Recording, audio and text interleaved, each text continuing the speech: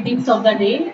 आज बात करते हैं द्विवेदी युगीन परिस्थितियों की। जो द्विवेदी युगीन परिस्थितियां हैं, क्योंकि परिस्थितियां और प्रवृत्तियां और विशेषताएं ये कुछ कुछ अंतर के साथ में साहित्य को प्रभावित करती हैं। जो युगीन परिस्थितियां होती हैं वो साहित्य पर अपना एक चिरस्थायी प्रभाव छोड़ती हैं। तो द्विवेदी युग की साहित्यिक प्रवृत्तियों के पीछे वे सारी परिस्थितियां हैं जो उस काल में भारत और संपूर्ण विश्व में उपस्थित हैं। इस युग में सारा वातावरण राजनीतिक, आर्थिक, शैक्षणिक, सामाजिक, सांस्कृतिक और धार्मिक आंदोलनों से भरा हुआ है। अंग्रेजी शिक्षा और पश्चिमी आदर्शों ने भारतीय समाज को बहुत बुरे तरीके से झकझोर दिया। भारतेंदु युग में ही देश गुलामी से आजादी पाने के लिए जागृत हो चुका था।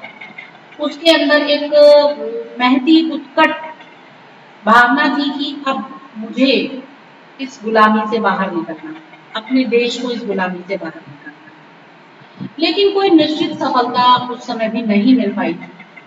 आगे चलकर पूरे देश में स्वदेशी आंदोलन प्रारंभ हुआ। इसका मुख्य लक्ष्य था विदेशी वस्तुओं का बहिष्कार और राष्ट्रीय शिक्षा का प्रचार। 1906 ईस्वी में कोलकाता में हुए कांग्रेस के अधिवेशन में दादा भाई नौरोजी ने स्वराज्य की मांग की। 1907 में कांग्रेस गरम दल और नरम दल के रूप में बंट गई। लोकमान्य बाल गंगाधर तिलक, लाला लाजपत राय और विपिन चंद्र पाल ये सब गरम दल के पक्ष थे, जो लाल बाल पाल इस नाम से जाने गए। और नौरोजी, गोपाल कृष्ण गोखले ये सारे नरम दल के समर्थक रहे। दक्षिण अफ्रीका से लौटने के बाद महात्मा गांधी जी भी इसी दल में शामिल हो गए। इसके आगे देखिए कि ब्रिटिश सरकार का शासन असह्य हो चुका था। क्रांतिकारी युवकों में अंग्रेजी शासन के विरुद्ध असंतोष, आक्रोश की भावनाएं प्रबल होती जा रही थी।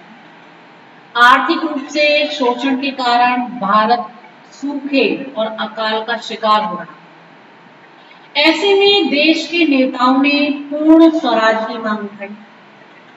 तुर्की, मिस्र आदि देशों में स्वतंत्रता के लिए हुए आंदोलन तथा 1904 ईस्वी में रूस पर जापान की विजय, इन सभी उदाहरणों से भारतीयों का उत्साह बढ़ा। इतना ही नहीं, दक्षिण अफ्रीका में हिंदुस्तानियों के साथ किए गए दुर्व्यवहार से भी जनता में आक्रोश बढ़ा। इन सभी घटनाओं से प्रेरित होकर क्रांतिकारी संगठन ब्रिटिश शासन के विरुद्ध बगावत की योजनाएं बनाने लगे। तो उन्हें दबाने के लिए वंदे मातरम गीत गाने तक पर प्रतिबंध लगा। युगांतर, वंदे मातरम और संध्या इन पत्रिकाओं के संपादकों को बंदी बना दिया गया। 1907 में सेडिशस मीटिंग एक्ट के द्वारा सार्वजनिक आयोजनों पर रोक लगा दी गई ताकि जनता संगठित ना हो सके। अंग्रेज सरकार के क्रूर व्यवहार के कारण जनता का आक्रोश बढ़ रहा था। उधर 1914 ईस्वी में प्रथम विश्व युद्ध प्रारंभ हुआ, जो 1918 तक चला। 1916 में तिलक ने एनी से मिलकर होम रूल लीग बनाई तथा जनता में नवीन स्फूर्ति दी। एक और ब्रिटिश सरकार क्रांतिकारी योजनाओं और आंदोलनों को दबाने के लिए कड़ी से कड़ी संज्ञाओं का प्रयोग कर रही है, तो दूसरी ओर भारतीय जनता में राष्ट्रीय भावना अधिकाधिक विकसित हुई। बंग भंग आंदोलन जो 1905 का है, इसका प्रभाव संपूर्ण देश पर पड़ा, क्योंकि यह जन आंदोलन। साहित्यकारों और पत्रकारों ने इस आंदोलन के संदेश को जनता तक पहुंचाया। सभी देशवासी गुलामी को मिटाने के लिए कटिबद्ध हुए हैं। साथ ही महात्मा गांधी का प्रभाव जनता पर पड़ा। उनके विचारों से साहित्यकार भी प्रभावित हुए और राष्ट्र का हित ध्यान में रखकर साहित्य सृजन करने लगे। तो इस प्रकार जो युगीन परिस्थितियां थी, उन्होंने सर्वाधिक जो द्विवेदी युग का साहित्य है उसे प्रभावित। अब इन परिस्थितियों को यदि हम अलग अलग रूपों में देखें, सामाजिक रूप में देखें, तो द्विवेदी युगीन जो साहित्य है उसकी प्रेरणास्पद शक्तियों में धार्मिक सामाजिक क्षेत्र में सबसे ज्यादा उभर कर रही। अंग्रेजों के संपर्क, पाश्चात्य जीवन दर्शन की निकटता तथा पश्चिमी वैज्ञानिक दृष्टिकोण में राजा राम मोहन राय, केशव चंद्र सेन, भारतेंदु, दयानंद, विवेकानंद, रामकृष्ण परमहंस, एनी बेसेंट और रामादेव आदि इन भारतीय सामाजिक तथा धार्मिक क्षेत्र में इन सभी ने एक पुनरुद्धार का मंत्र दिया। ब्रह्म समाज, आर्य समाज, वेदांत दर्शन और तदीय समाज, गांधीवाद, प्रार्थना समाज, रामकृष्ण मिशन, थियोसॉफिकल सोसाइटी, इन सभी ने अपने अपने ढंग से जो सामाजिक कुरीतियां उस समय व्याप्त थी समाज में, उन सबका विरोध किया और सुधारवादी विचारों का प्रचार। 1885 ईस्वी में कांग्रेस के जन्म से एक नवीन चेतना का प्रादुर्भाव हुआ। सामाजिक और धार्मिक नेता भी थे। कांग्रेस की भीतरी और बाहरी कक्षाओं में भी समाज सुधार की विचारणा जो है वो प्रस्तुत की जाती है और प्रत्यक्ष रूप से इस संबंध में कार्य भी किए। द्विवेदी युग के आरंभ होते होते दयानंद, रामकृष्ण और विवेकानंद दिवंगत हो चुके थे। बहुत से क्रूर सामाजिक प्रथाएं शक्तिहीन हो गई थी, लेकिन अभी भी कुछ ऐसा था जो समाज में व्याप्त, जैसे छुआछूत, बाल विवाह, विधवा विवाह निषेध, स्त्री शिक्षा का अभाव, वर्ण भेद, पर्दे की प्रथा, अंधविश्वास, समुद्र यात्रा का निषेध, रहन सहन के प्रतिबंध, बहुत सारी कुरीतियां थी जो समाज में धूम की तरह लगी। लाला लाजपत राय, स्वामी श्रद्धानंद, महात्मा हंसराज, इन सभी ने स्वामी दयानंद के कार्य, स्त्री शिक्षा आदि के कारण रूढ़ियों तथा कुरीति से निपटने का प्रयास किया। समाज को राष्ट्रीय आंदोलनों ने वास्तव में प्रभावित किया। व्यक्ति स्वातंत्र्य, नारी की समाज अधिकार की भावना, हिंदू मुस्लिम समाज की सांप्रदायिकता और हरिजनों की समस्या पर राष्ट्रीय नेताओं ने उदारता पूर्वक विचार किया। गांधी जी ने हरिजन समस्या को कांग्रेस के रचनात्मक कार्य का रूप दिया। आर्य समाज ने शुद्धि आंदोलन चलाया। स्त्रियों की जागृति और अस्पृश्यता निवारण के कार्य द्विवेदी युग में समाज कार्य के कार्यक्रम में सम्मिलित है। तो इस प्रकार इन सभी ने समाज को एक नया रूप देने का, उससे सारी कुरीतियों को मिटाने का प्रयास किया। अंग्रेजों ने हिंदू मुस्लिम समस्या, हिंदू उर्दू समस्या, अब्राह्मण समस्या, हिंदू हरिजन समस्या, सवर्ण अवर्ण समस्या, इन सभी से राजनीतिक लाभ उठाना चाहा, लेकिन ये उनका दुर्भाग्य था कि उन्होंने इतनी कटु चालें चली पर उनको सफलता नहीं मिली। दक्षिण का अब्राह्मण ब्राह्मण आंदोलन सवर्ण हिंदुओं तक ही सीमित रह गया। मिंटो मार्ले सुधार 1909 से काउंसिलों में भारतीयों का प्रतिनिधित्व किया गया और दुर्भाग्यपूर्ण पृथक निर्वाचन पद्धति चालू की। राष्ट्रीय आंदोलनों ने सामाजिक और धार्मिक आंदोलनों को सप्रमाण बनाया। प्रत्येक जाति में सुधार के लिए आंदोलन शुरू होते चले गए। गांधी जी ने समाज में स्त्री शिक्षा, पर्दा निवारण, विधवा विवाह प्रचार, समुद्र यात्रा, मद्य निषेध, अस्पृश्यता निवारण, दहेज प्रथा विरोध आदि इन सभी पर तथा खान पान अथवा छूट संबंधी सुधारों पर लगातार बल दिया। लेकिन राजनीतिक जो विभेद थे उन्होंने उसे शिथिल। द्विवेदी युग के अंत तक आर्य समाज भी कमजोर पड़ने लगा। राजनीतिक आंदोलनों में नैतिक तत्वों का प्रवेश हुआ और समाज सुधार के कार्यक्रम अपनाए। राष्ट्रीय चेतना ने सामाजिक कुरीतियों को अपने आप मिटाना शुरू किया। अपनी वर्तमान अवनति और अपने प्राचीन गौरव से सभी भारतीय परिचित। तर्क बुद्धि, वैज्ञानिक दृष्टिकोण, नवीन शिक्षा और आविष्कारों आदि से लोग नया प्रकाश जीवन में लाना। स्वामी रामकृष्ण, विवेकानंद और थियोसॉफी के प्रचार के कारण समाज में आत्मविश्वास आया, मनुष्यों में स्वाभिमान का उदय हुआ। भारतीय युगीन सुधार के बीज के रूप में द्विवेदी युग विकसित। जो बीज भारतीय युग में रखे गए थे वो बीज द्विवेदी युग में आकर अंकुरित।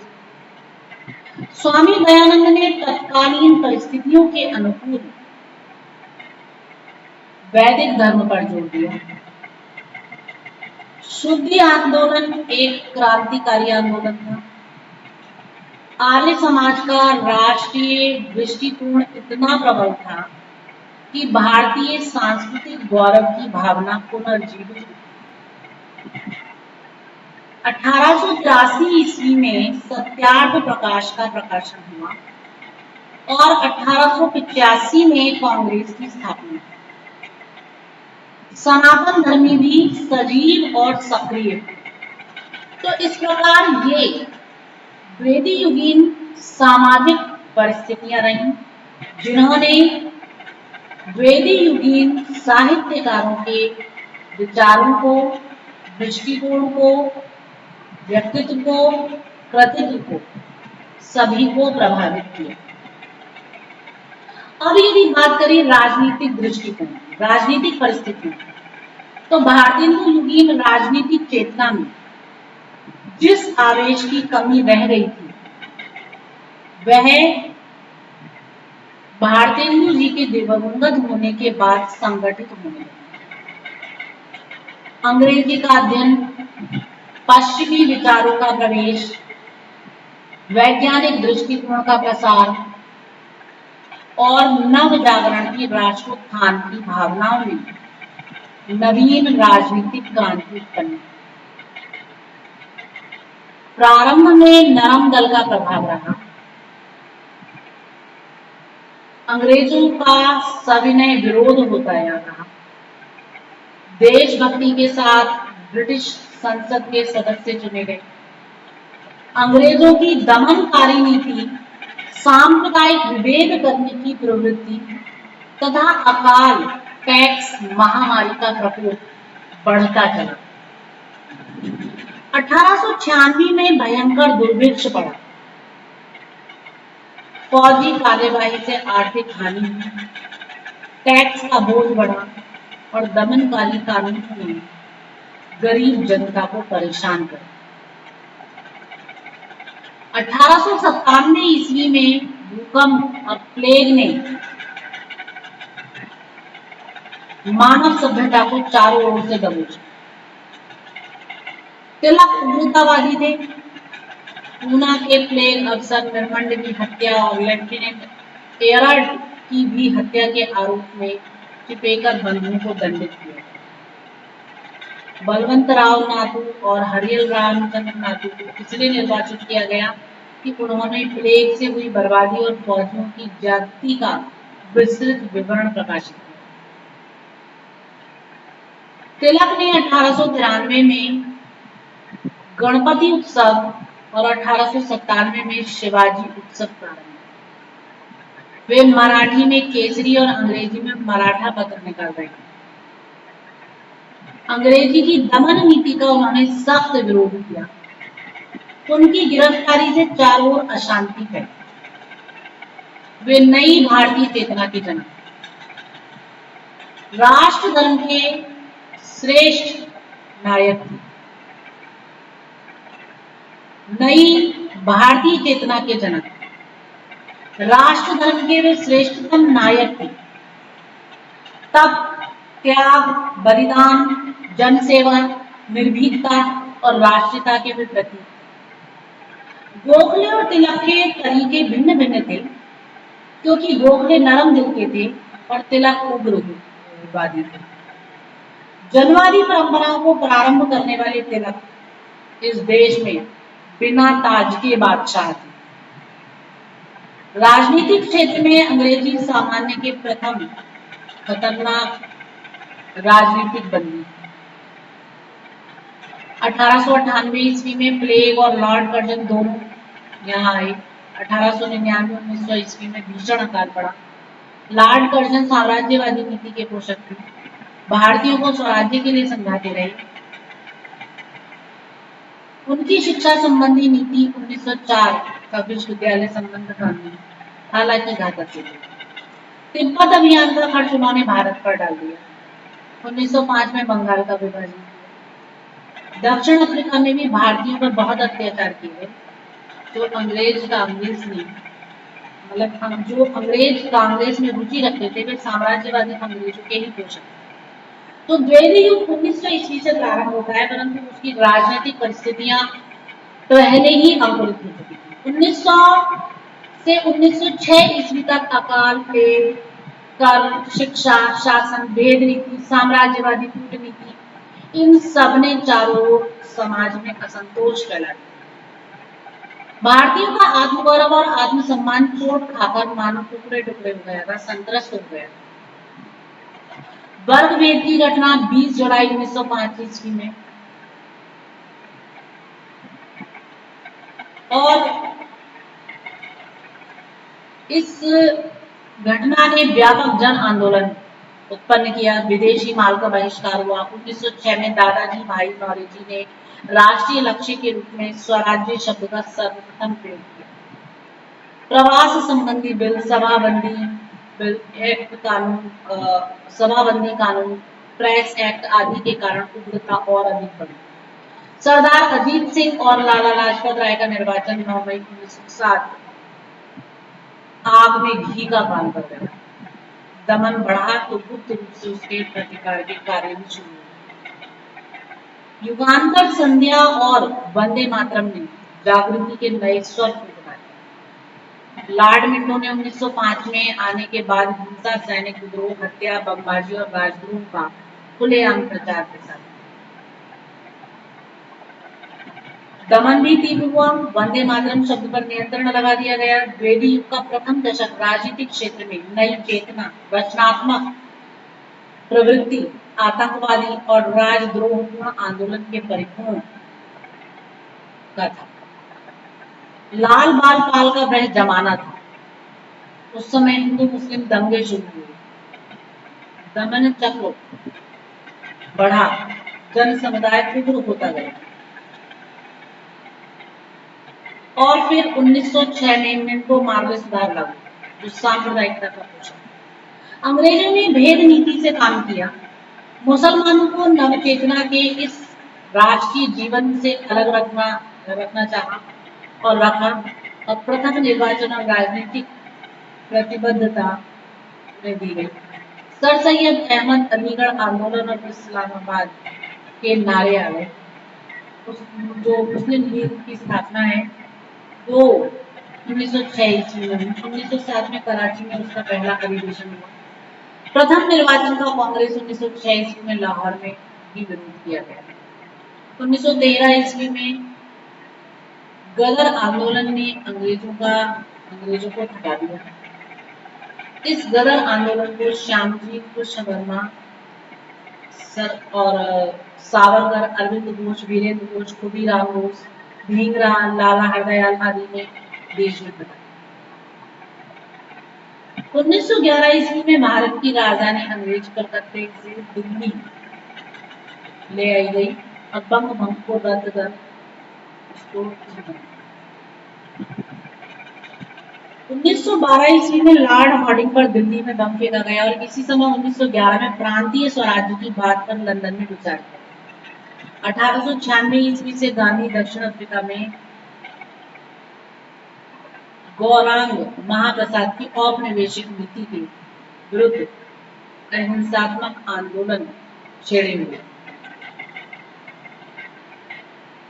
तो इस प्रकार ये बहुत मतलब कि जो राजनीतिक विवरण है बहुत बड़ा, राजनीतिक परिस्थितियां बहुत गहरी पैठ बनाई हुई। द्विवेदी राष्ट्रीय चेतना के स्वराज्य की मांग रखी और राष्ट्रीय जागरण को बढ़ाया।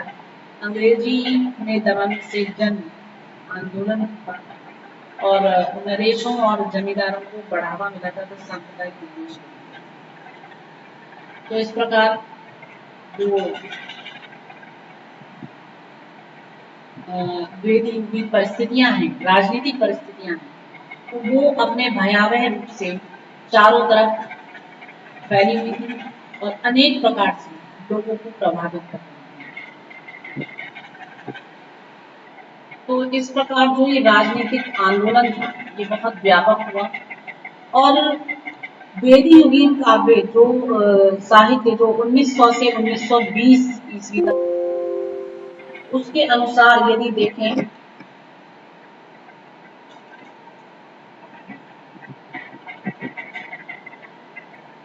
तो द्विवेदी युगीन साहित्य पूर्ण रूपेण इससे प्रभावित रहा राजनीतिक परिस्थितियों के रूप में।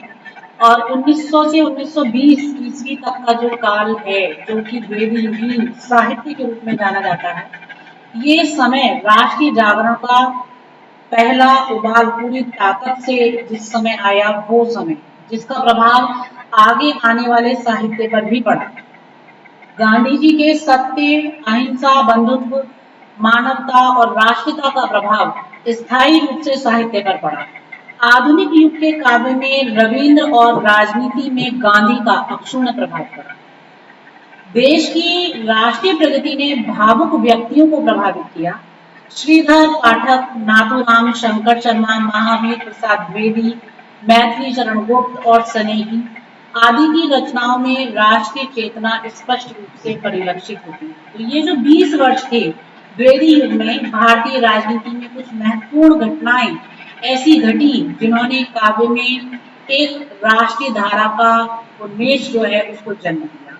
1905 ईस्वी में बंग भंग, 1911 ईस्वी में दिल्ली दरबार और भंग प्रतिषेध, 1912 ईस्वी में लॉर्ड हार्डिंग्स पर बम फेंका गया, ये सब जो लगातार जितने भी ये गतिविधियां होती रही 1914 से 18 ईस्वी के महासमर में भारतीय योगदान, 1915 से 20 तक तिलक के नेतृत्व में होम रूल लीग की हलचलें, राजनीति में 1916 ईस्वी में गांधी का प्रवेश, 1918 ईस्वी में गांधी का सत्याग्रह और असहयोग का शंखनाद और सर्वत्र गांधी युग का सूत्रपात, 1919 ईस्वी में जलियांवाला बाग का एक नरसंहार।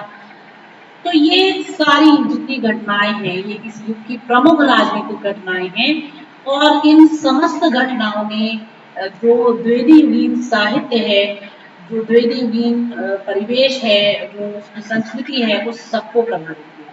किसान, मजदूर, जनता और जनसाधारण सभी में एक नवीन चेतना का जो उद्गार है वो फूटा। सामाजिक कायाकल्प की भू रचना काव्य में चतुर्दिक दिखाई। हिंदी कविता में हिंदू पुनरुत्थान की प्रवृत्ति बढ़ी और इस कारण अंग्रेजों की सांप्रदायिक नीति जो है वो सामने आई। गांधी की अहिंसा और सत्याग्रह का प्रभाव राजनीति पर बहुत अधिक पड़ा और उसका प्रतिबिंब साहित्य में उतरा। तो इस प्रकार जो द्विवेदी युगीन राजनीतिक परिस्थितियां हैं उन्होंने पूर्ण रूपेण वेदी युग के साहित्य को झकझोर कर रख दिया, एक एक व्यक्ति के हृदय का मंथन कर दिया, व्यक्तियों के हृदय में राष्ट्रीय चेतना को जागृत कर दिया। अब यदि आर्थिक परिस्थितियों की दृष्टि से देखें तो अंग्रेजी साम्राज्यवादी और पूंजीवादी थे। जो अंग्रेज थे वो साम्राज्यवादी थे और पूंजीवादी थे। भारत उनके लिए ऐसा उपनिवेश था जहां उन्हें कच्चा माल मिलता था। यह खेतीहर देश था। अंग्रेजों ने गांवों की आर्थिक व्यवस्था को छिन्न भिन्न कर दिया था।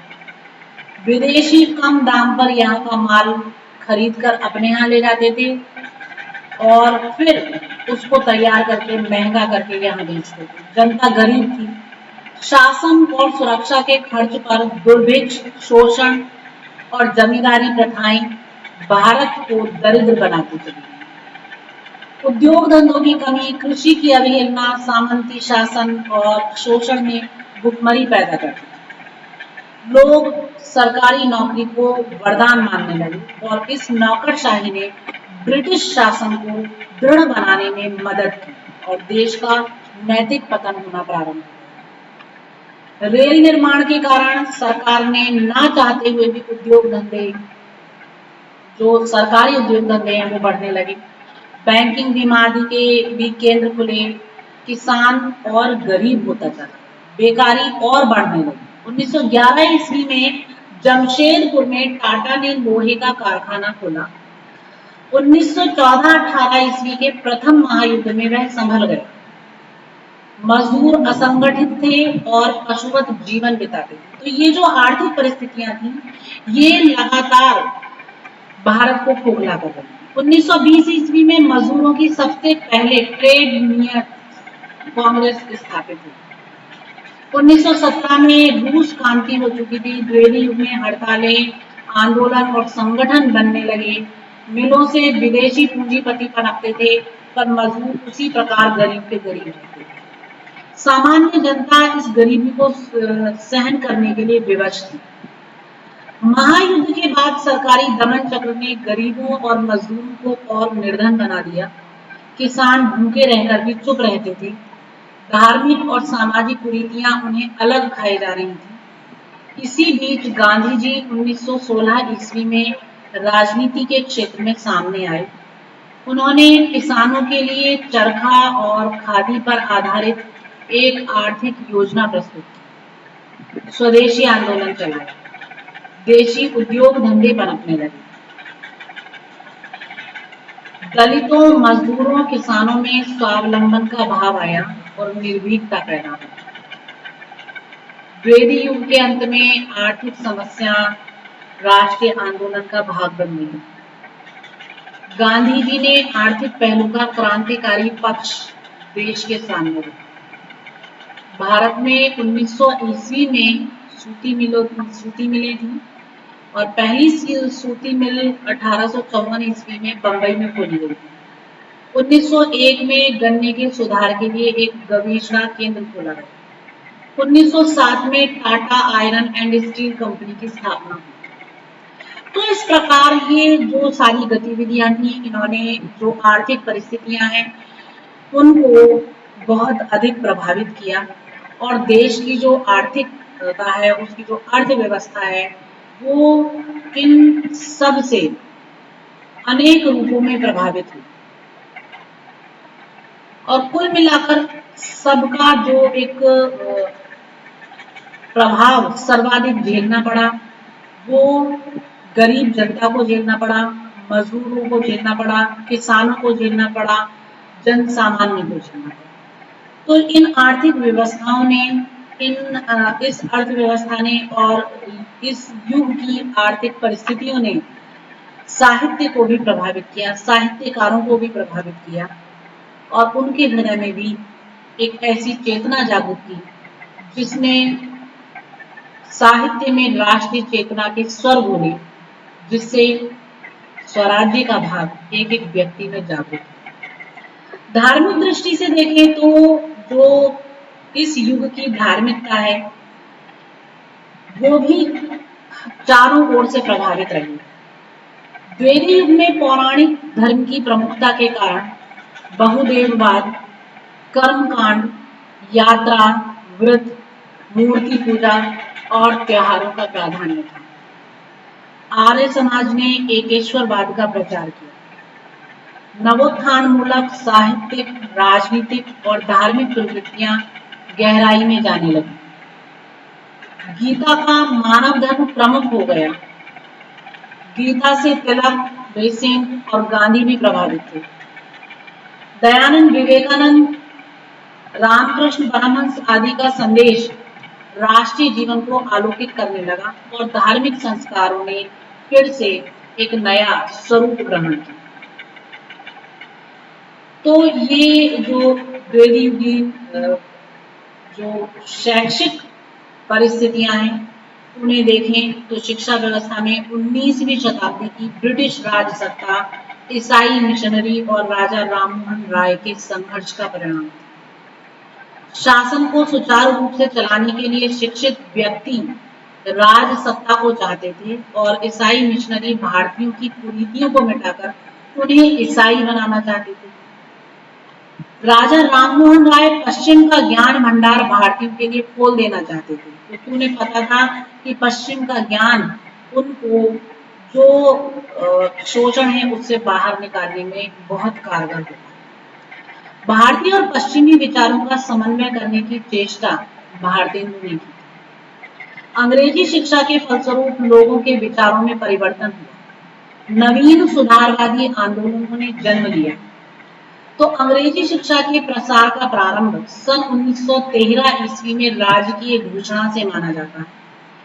मैकाले ने 7 मार्च 1835 ईस्वी को जन शिक्षा समिति के अध्यक्ष के पद से प्रस्ताव रखा कि अंग्रेजी माध्यम से ही शिक्षा दी जाए। 1833 ईस्वी और 1854 ईस्वी में जो शिक्षा नीतियां निर्धारित की गई थी उससे देश की साहित्यिक, सामाजिक, धार्मिक और आर्थिक और औद्योगिक उन्नति के स्थान पर अधिकांश में अवनति दर्ज की। कृषि, उद्योग, स्त्री शिक्षा, अध्यापकों का वेतन आदि इन सब पर बल दिया गया। 1919 ईस्वी की सुधार आयोजन के अनुसार शिक्षा का भार प्रांतों पर आ पड़ा, किंतु यूरोपियन और भारतीयों की शिक्षा पद्धति में भेद रखा। तो इस प्रकार जो तदयुगीन स्थितियां हैं उनमें जो शैक्षिक स्थितियां हैं, शैक्षिक परिस्थितियां हैं, उन्होंने साहित्य को सर्वाधिक प्रभावित किया। सांस्कृतिक दृष्टि से देखें तो तदयुगीन जो सांस्कृतिक परिवेश है, सांस्कृतिक परिस्थितियां हैं, उन्होंने भी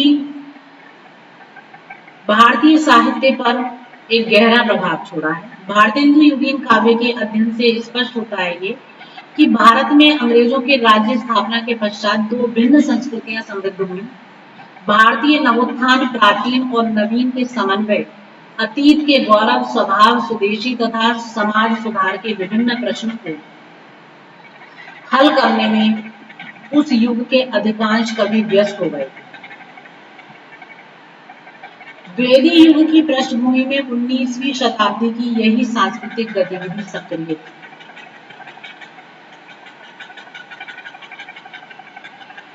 तो हम देखते हैं कि इन सभी दृष्टियों से जो द्विवेदी युगीन परिस्थितियां हैं वो प्रभावित रही हैं। तो हम देखते हैं कि जो द्विवेदी युगीन परिस्थितियां हैं उन्होंने द्विवेदी युग का जो साहित्य है उसे चारों ओर से प्रभावित किया है।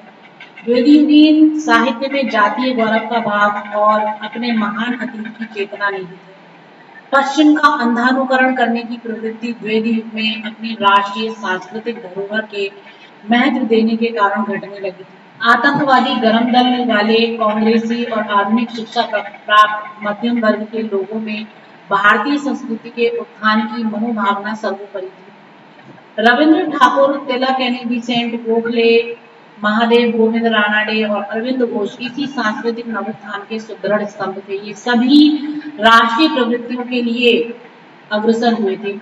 तो इसी सांस्कृतिक चेतना से राष्ट्रीयता का जन्म हुआ, जिसने भारतीय साहित्य को चारों ओर से प्रभावित किया। तो इस प्रकार इन सारी परिस्थितियों का साहित्य पर जो असर पड़ा, हिंदी में भारतेंदु का स्थान उसी प्रकार है जैसा गुजराती में नर्मदा, गंगा ने बंकिम और मराठी में चिपनूण कर पा।